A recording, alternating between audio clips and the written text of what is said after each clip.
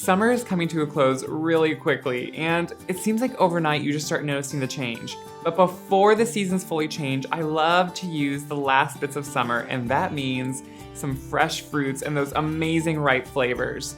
While I can never wait hardly for the fresh flavors of fall to come, I love to use what is left of summer.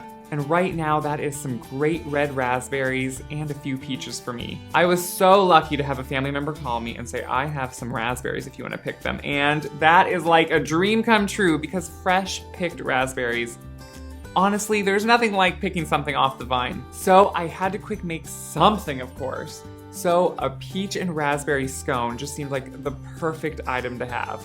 These are so simple to put together, and you can really change up the fruit if you want. They are a very rustic looking scone, but they are so delicious to serve. And honestly, who doesn't love a scone? Breakfast, lunch, dinner, dessert, snack, you can eat them anytime. So I can't wait for you to try these. If you're using peaches, I just like to prepare them and have them ready to go and then set them aside. Cut them in half, take the pit out, and then just remove the skin. If they are really ripe peaches, the skin should come off extremely easy. If not, you can always cut an X in the bottom of them and then put them into some boiling water for just about 30 seconds to a minute. Remove them, put them in ice water, and the skin should literally almost fall off. But if they're really ripe, I find you don't need to do that and the skin just peels right off. Once the skin is peeled off, just cut them into small pieces in a bowl and then set them aside. What you want to do when you make a scone is something that helps make it really light and airy and really almost fluffy. And to do that, I like to freeze my butter before I'm ready to use it. And then once it's fully frozen, a lot of times I will just pop it in the freezer the night before so it's ready to go. I like to use what a lot of people would consider a cheese shredder and just shred the butter on that. That is going to create these little pieces of butter, and that way you don't have to cut the butter into the dry ingredients, but it's already almost done for you. So just shred it right onto a plate and then pop it back into the freezer, and then you can put together your dry ingredients. First, you just want to put in some flour and then a little bit of almond flour. Almond flour just adds a little bit different texture and just lends a little bit extra flavor to these, and I really love it. A little bit of sugar and some baking powder. Baking powder is really what gives these their rise. They don't have any eggs or egg whites or other leavening agents in them, so that's really what gives them their initial lift. After your baking powder, add a little bit of salt. Whisk that together until there's no lumps and everything's completely incorporated. Once your dry ingredients are whisked together, you can just grab that butter out of the freezer. Put it right into your dry ingredients and then whisk that together. As you can see, the butter cutting in is already done for you and you don't have to mess with all that. This is really going to create some light and fluffy scones, and I love to use this method.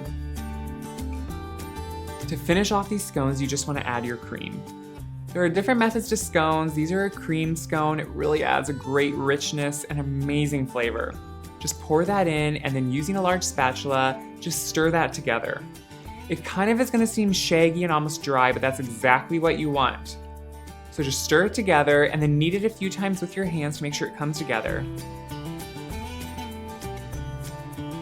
And then put it on a well-floured surface.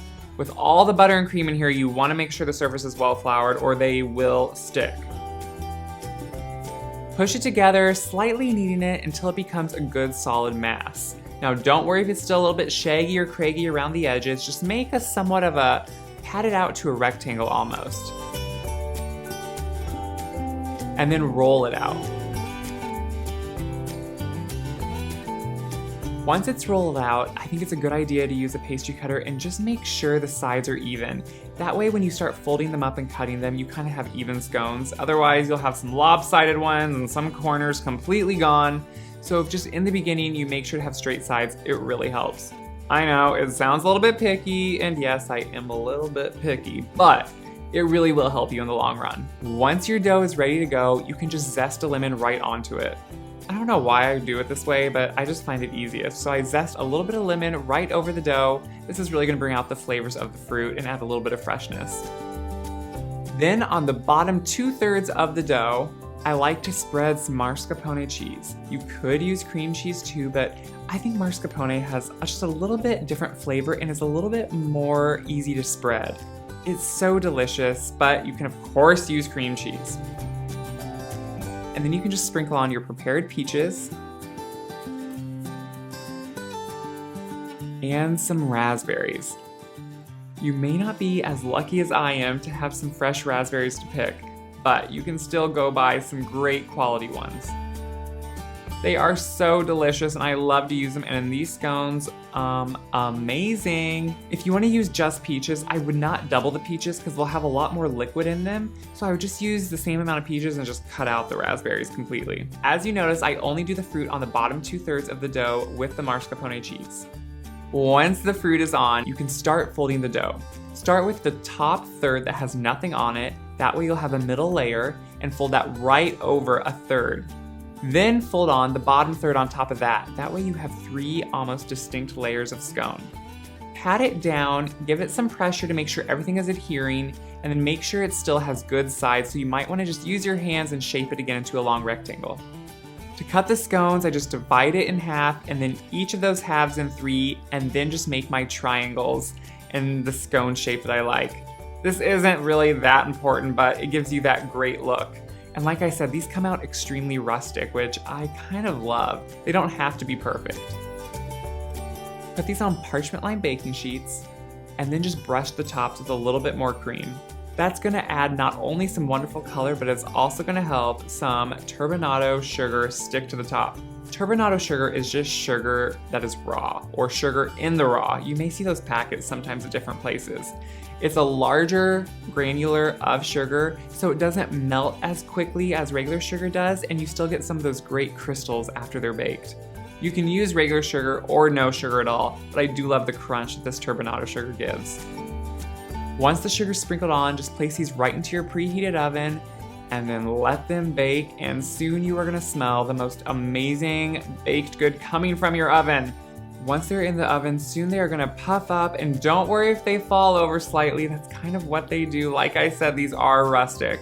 And after a little while in the oven, they are gonna turn golden brown and get a little bit crispy on the bottom, and then you can just pull them right out, let them cool, and yet you may wanna serve them a little bit warm because seriously, they are so good.